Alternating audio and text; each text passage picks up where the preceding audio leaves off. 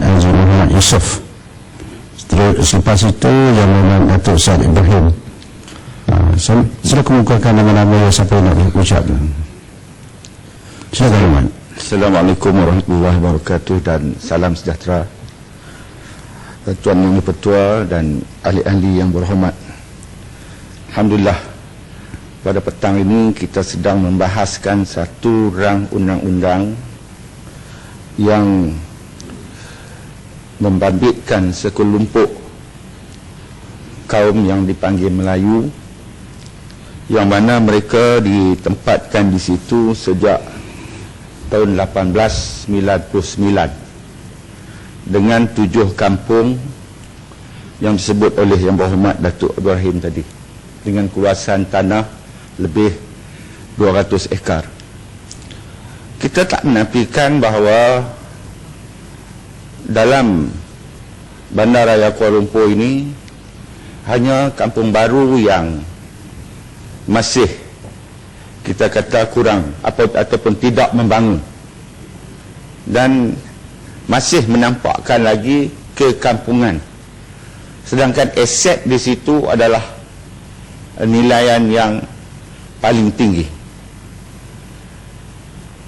Walau bagaimanapun, kita jangan lupa bahawa seperti yang disebut oleh ahli-ahli yang berhormat tadi, penubuhan MAS yang akhirnya MAS ini dianggotai oleh 4 orang daripada pegawai kerajaan, termasuklah kerabat diraja, dan 7 orang anggotanya daripada mewakili 7 kampung, ketua-ketua kampung. Jadi 11 orang ahli jawatankuasa MAS yang sebelum ini. Ini mengikut maklumat yang saya perolehi. Dan penduduk di 7 kampung ini pada peringkat awalnya berjumlah 833 orang. Tapi sekarang sudah menghampiri 5,000 yang mewarisi pesaka di dalam kampung baru ini. Ya, kita mengaku bahawa kita perlukan suatu pembangunan yang boleh dimanfaatkan terhadap aset yang ada di kampung baru ini. Tetapi kita tidak boleh sama sekali melupakan bahawa kampung baru ini bukanlah seperti kawasan-kawasan pembangunan yang lain. Ianya merupakan kawasan harta orang Melayu, harta individu yang mereka mempunyai hak yang mutlak ke atas harta mereka. Dan seperti mana yang kita tahu bahawa harta pusaka ini bukanlah satu perkara yang mudah diselesaikan. Bahkan di keadaan yang biasa, harta-harta orang Melayu itu berlaku pergaduhan. Ahli kaum keluarga kena berebut harta pusaka. Jadi kalau penumbuhan perbadanan untuk memajukan kampung baru ini tidak kita buat dengan teliti, tidak kita buat dengan meletakkan keutamaan bagi menjaga harta-harta yang tuan punyanya sekarang sudah berjumlah hampir 5,000 orang, yang mereka ini mendapat manfaat yang lebih besar daripada manfaat sama ada NGO ataupun kontraktor-kontraktor yang lain, barulah pelaksanaan kepada perbadanan untuk memajukan kampung baru boleh dilaksanakan dengan dayanya. Tuan Yang Dipertua, saya ambil contoh perkara 5, pasal 5, perbadanan terdiri daripada jawatankuasa yang mengandungi 15 orang. Dari 15 orang ini hanya 5 orang yang mewakili tuan tanah seperti yang disebut oleh YB Mumtaz tadi, sedangkan korum mesyuaratnya hanyalah separuh. Maksudnya 8 orang yang datang mesyuarat sudah boleh dijalankan mesyuarat. Jadi makna hak tuan tanah begitu kecil, sedangkan mereka harta tersebut ialah harta mereka. Dan yang keduanya, kita rujuk pula kepada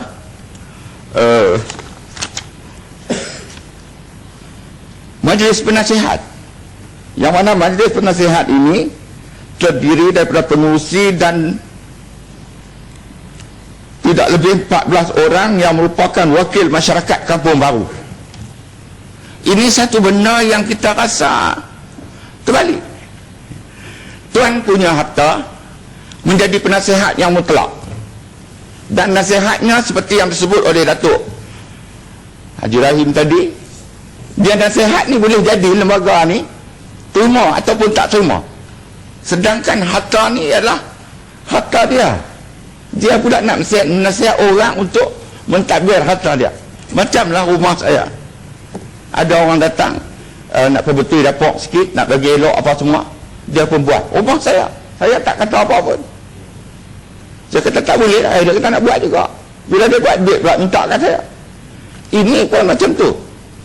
Sepatutnya datang kuasa ini, datang kuasa perbadanan ini, 15 orang ini, hendaklah diletakkan sekurang-kurangnya 8 orang daripada tuan tanah, wakil tuan tanah. Dan lebih eloklah lagi jika pengurusi itu dipilih daripada waris tuan tanah. Tuan yang dipertua daripada hampir 5,000 orang tuan tanah di Kampung Baru. Mustahil kalau tidak dapat kita jejaki bahawa waris ini mempunyai kepakaran dan profesional untuk membangunkan Kampung Baru. Saya setuju dengan Yang Berhormat Datuk Warahim untuk dimajukan, tetapi biarlah kita letakkan keutamaan kepada tuan tanah, supaya apa yang dibuat Tuan, sila.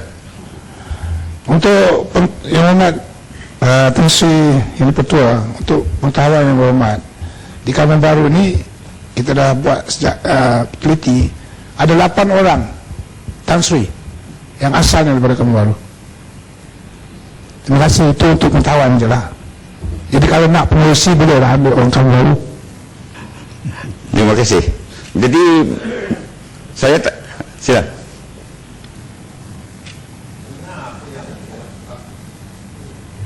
Apa yang mendengar ucapan ringkas Yang Berhormat sekejap tadi, kita dapat kesan seakan-akan rang undang-undang ini bertujuan untuk merampas tanah, sedangkan rang undang-undang ini bertujuan untuk mentadbir tanah itu.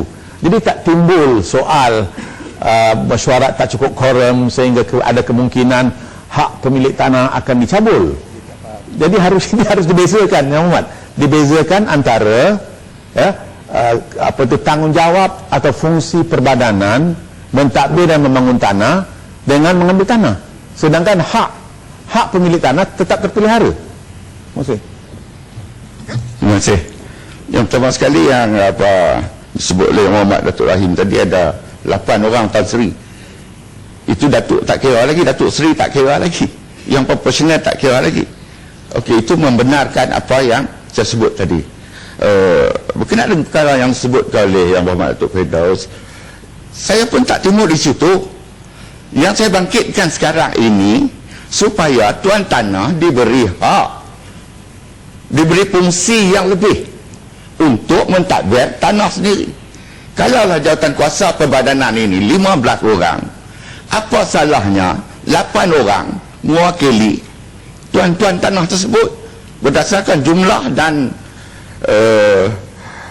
kebolehan orang Kampung Baru sendiri yang terselah. Itu maksud saya, bukan soalnya kerjaan nak merampas tanah, tapi apa yang saya nak sebut di sini, tuan tanah ini tidak mempunyai suara yang majoriti dalam perbadanan ini, malah nasihat mereka pun boleh atau tidak diterima pakai oleh lembaga ini.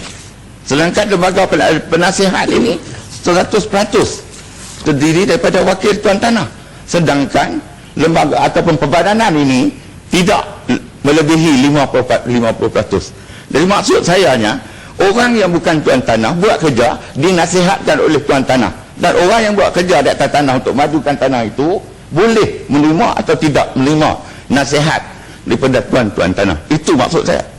Terima kasih. Jadi Tuan Yang Dipertua, saya minta supaya kerajaan menimbang semula tentang keanggotaan ini supaya apabila pelaksanaan pembangunan kampung baru ini dilaksanakan tidak lagi menimbul masalah, kerana jawatankuasa perbadanan ini sendiri yang melebihi 8 orang itu sebagai contoh yang terdiri daripada waris-waris tuan tanah di kampung baru itu sendiri, dan barangkali mungkin lembaga penasihat ini boleh diambil di kalangan profesional yang mempunyai kepakaran untuk menasihatkan lembaga ini, bukan satu fatus daripada tuan tanah. Jadi saya mohon pertimbangan daripada kerajaan untuk menimbang dan menilai semula. Ya, Agak Dr. Firdaus, agaknya nama Yang Amat ini dah catat sini. Bagi keluar ni dia ada 20 minit. Dia nak habis dah. Dia tak nak habis dah. Nak habis. Saya tak mau jadi berlaku macam di Kedah, maaf saya sebut, yang mana pengambilan tanah di kawasan Tandop. Kalau Yang Berhormat dia berhormat semua ke Alustar, keluar daripada Tandop tu akan nampak Stargate dan nampak Tandop yang ada Pacific dan sebagainya. Pengambilan tanah dibuat oleh kerajaan seperti yang disebut oleh YB Mumtaz tadi. Semua kawasan tanah pertanian, tanah sawah padi, apabila diambil oleh kerajaan, ditukar syarat menjadi tanah perindustrian. Lalu kerajaan memberikan kepada pemaju-pemaju untuk membangunkan, termasuklah Stargate, dan sekarang ada Pasaraya, Tesco dan sebagainya. Yang akhirnya tuan-tuan tanah nak pergi pasang kemah, nak jual goreng pisang pun kena halau. Sebab bangunan orang dah buat cantik-cantik. Dia boleh menabik dadah, ini tanah aku dulu. Tapi apa jadi keadaan sekarang? Jadi supaya kampung baru merupakan satu-satu warisan yang masih ada kepada kita, saya mohonlah kepada kerajaan supaya memikirkan semula, supaya jawatankuasa lembaga kampung baru ini, jawatankuasa perdagangan ini diberikan lantikan 8 orang sekurang-kurangnya terdiri pada tuan tanah, dan yang penasihat tadi ini boleh ditambah dengan profesional yang lain. Sekian, terima kasih. Terima kasih, Pak.